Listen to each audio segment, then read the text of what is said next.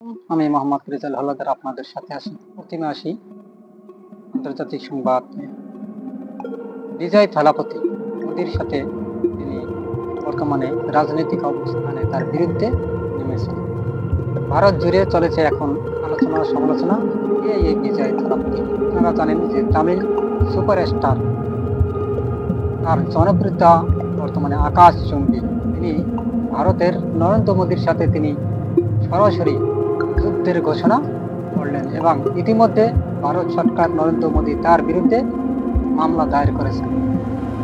অর্থাৎ তামিলনাড়ুর যে এলাকা থেকে বিজয় থালাপতি রাজনীতিতে সক্রিয়ভাবে ভূমিকা পালন করবেন বলে গুঞ্জন শোনা যাচ্ছে। আসলে তিনি বলছেন যে রাজনীতি থেকে বর্তমানে সক্রিয় ভূমিকা পালন করবেন এবং বর্তমানে তিনি তামিল যে মুভি থেকে তিনি সরে দাঁড়াবেন এবং সরাসরি রাজনীতিতে অংশগ্রহণ করবেন। এখন দেখা যাচ্ছে যে বিজয় থালাপতি নরেন্দ্র মোদীর সাথে বর্তমানে চলেছে তুমুল লড়াই, এগিয়ে এবং তার জনপ্রিয়তা কতটুকু তা দেখা যায় লক্ষ লক্ষ জনতার ভিড় এবং বিজয় থালাপতি থেকে সবাই সমর্থনও করে।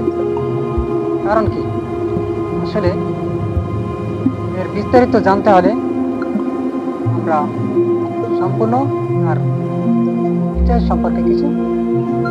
তিনিও রাজনীতিতে নাম লেখা নেন সুপারস্টার বিজয় থালাপতি। অভিনেতা থেকে নেতা হয়েছেন দক্ষিণ ভারতীয় সিনেমার সুপারস্টার থালাপতি বিজয় আসন্ন বিধানসভা নির্বাচনে প্রার্থী হলেন। চলচ্চিত্রের রঙিন দুনিয়ার বিজয়ের শুরুটা হয়েছিল কবে, কিভাবে তিনি দর্শকের মধ্যে এতটা সাড়া ফেলতে পারলেন, বিস্তারিত আমার বিশ্লেষণে আপনারা শুনতে পারবেন এই প্রতিবেদন। থালাপতি বিজয় সম্প্রতি জনসভা ভারতের প্রধানমন্ত্রী নরেন্দ্র মোদী এবং বিজেপিকে ফ্যাসিস্ট বলে অভিহিত করেছেন। তিনি জানান তার দল তামিলনাগা নেত্রী রাজাগাম টিভিকে কোনো জোটে যাবে না, 2026 সালে একাই নির্বাচনে লড়বে এবং তার একমাত্র আদর্শগত শত্রু বিজেপি আর রাজনৈতিক প্রতিদ্বন্দ্বী ডিএমকে। মাদুরাইয়ের একটি জনসমাবেশের সময় 21 আগস্ট থালাপতি বিজয় বানসারদের বিরুদ্ধে এক ব্যক্তি শরৎ কুমার শারীরিক লাঞ্ছনের অভিযোগ দায়ের করেছেন। মামলাটি পেরালাম্বুর পুলিশের কাছে দায়ের করা হয়েছে। উত্তরে 3টি ধারায় মামলা হয়েছে। বিশ্লেষকেরা মনে করেন বিজয় এবার তামিল রাজনীতির এক শক্তিশালী তৃতীয় মঞ্চ হিসাবে আবির্ভূত হচ্ছেন। এমকে বাইরে তিনি টিভিকে একটি পরিষ্কার আপসহীন রাজনৈতিক দল হিসেবে ধরার চেষ্টা করেন। রাজনৈতিক ঘোষণা, বিজয় 2026 সালে বিধানসভা নির্বাচনে একাই লড়বেন। বিজেপিকে আদর্শগত ও বিএনপিকে প্রধান প্রতিদ্বন্দ্বী হিসাবে দেখবেন। মামলার বিবরণ, প্রদর্শনী সমাবেশে বানসারদের বিরুদ্ধে শরৎ কুমার অভিযোগ করেন থালাপতি ও নিরাপত্তা কর্মীদের বিরুদ্ধে মামলা।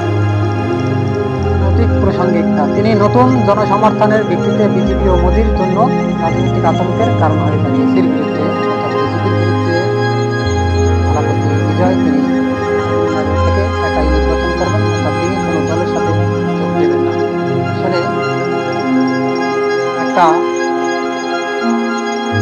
নায়ক অর্থাৎ হিরো, সুপার হিরো বিভাগে মানুষের জনপ্রিয়তার উৎস দিতে পারে বিজয়কে ব্যক্তি বোঝা যায়। তিনি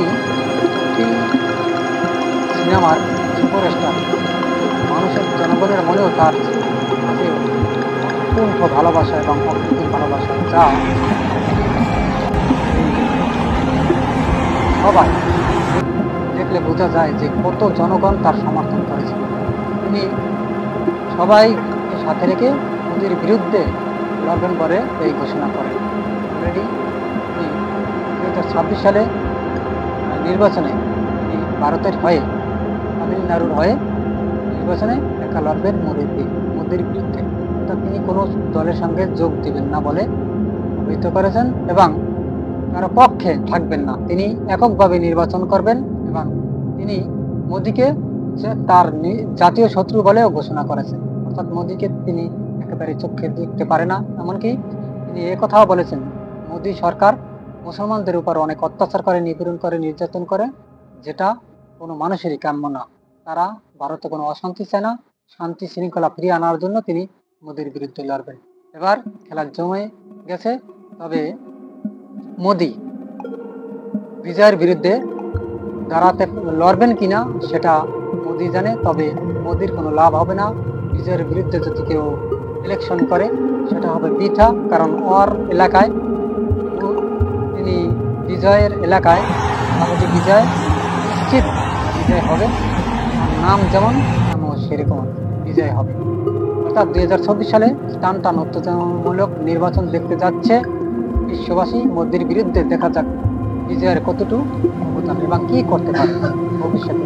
তবে আমার ভিডিওটি ভালো লাগলে অবশ্যই আমার চ্যানেলটি সাবস্ক্রাইব করুন, লাইক ও শেয়ার দিয়ে সবার মাঝে ছড়িয়ে দিন।